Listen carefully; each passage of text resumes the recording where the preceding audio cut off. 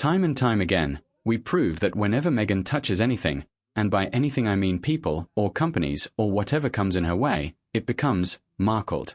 And you might now that she's heading to the land down under this week, and we already have reports that the talent agency promoting Meghan for her 3-day event is $500,000 Australian dollars in debt with the Australian Tax Office.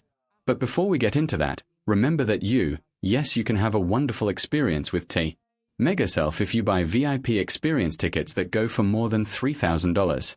I know that Meghan is a global brand, but I can't imagine paying $3,000 to be within talking distance of what amounts to be a glorified grifter. There isn't even a Netflix connection anymore. She was officially disconnected. Pun intended. I'm going to talk about Netflix in a minute, because it turns out that Meghan also left Netflix millions in the red thanks to her entrepreneurship. But that is not the reason Netflix ditched methane. Now, going back to the Australia thing.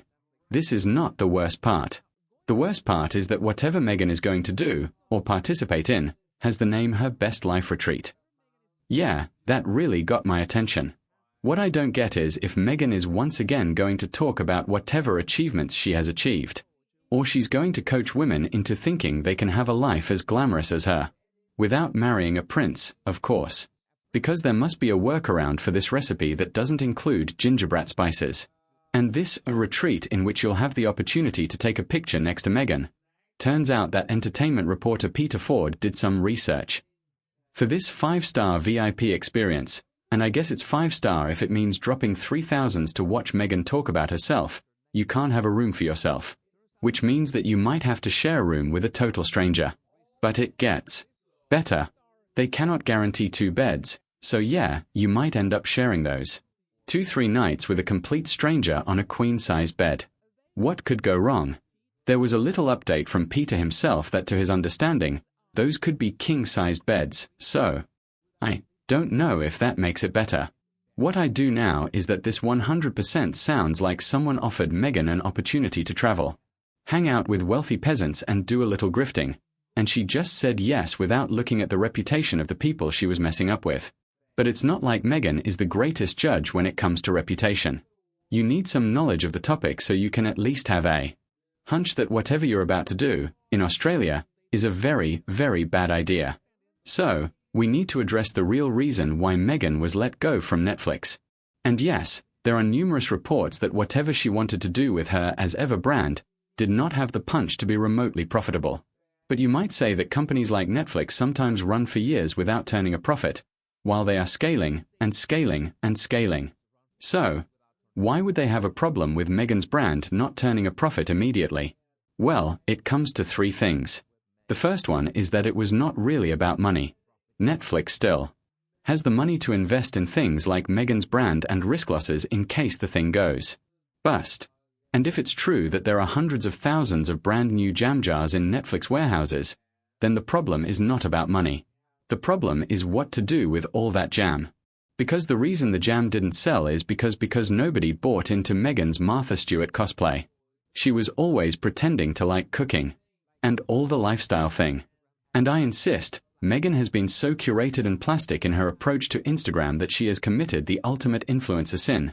Being boring. But she's trying. She's trying. Like reposting people on Instagram adding her dead flowers to pizza. I have no words for this. And I, for one, like my pizza dead flowers free. In the meantime, ads for Meghan's as ever products have been spotted on eBay. I mean, it's par for the course to pay for advertising when you're selling products. No matter who you are, but did Meghan really require to push her lifestyle brand on eBay? Let's put it this way, so you can better understand what I mean. Imagine any brand that Meghan has worn, as in dresses, or sunglasses, or accessories. I don't think the brands Meghan wears pay ads on eBay. Those brands that Meghan wears are not related to eBay in any way, shape, or form. So, this is my actual question. If she wanted to position as ever as a lifestyle luxurious brand, both in design and price, then why would you put them to the Temu resellers? And I think that resellers could be the answer here. Maybe it's not Meghan who's selling through eBay, but it's people that bought Meghan's stuff to resell it in other places. Which begs another question. Is there really a market for Meghan's stuff that is not directly from her website? I mean, are people really buying this from other sources at eBay? I certainly have no idea. I will leave that one for you to figure out. So, coming back to Netflix, it was not really about money, it was a bit about Meghan's show flopping, but the real and third reason Netflix dumped her is that she, allegedly, is specially difficult to work with. 6 Netflix insiders independently described the same internal reality to Variety. One used 3 words: "We are done." Both sides are denying everything. A Netflix spokesperson says the chief content officer has really enjoyed working with the couple and praised their unique, global perspective. The Sussex's attorney called the reports blatantly false. Also, as per Variety, A-list talent and directors have been hesitant to work with Meghan and Harry. So, is Meghan going to sue Variety now? Well, she didn't sue Variety for that cover back in the day, so. But you tell me, with Meghan's bullying accusations record, and Netflix taking 5 years to materialize breadcrumbs, my opinion is that this is at least directionally accurate. So, it's not as much as they were willing to put in the money.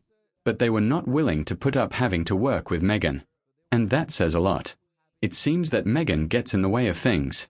And speaking of which, you might remember that I made a video analysis of Meghan with her brand new friend Kelly, in which Meghan insisted over and over again on hugging her, rubbing her pregnant belly, and other behaviors focused on driving attention toward herself.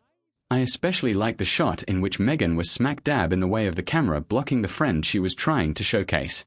Yeah, peak Meghan energy. It's a good thing that the shot immediately after is them side by side, followed by Meghan doing a strange gesture that, as usual, or should we say, as ever, looks performative.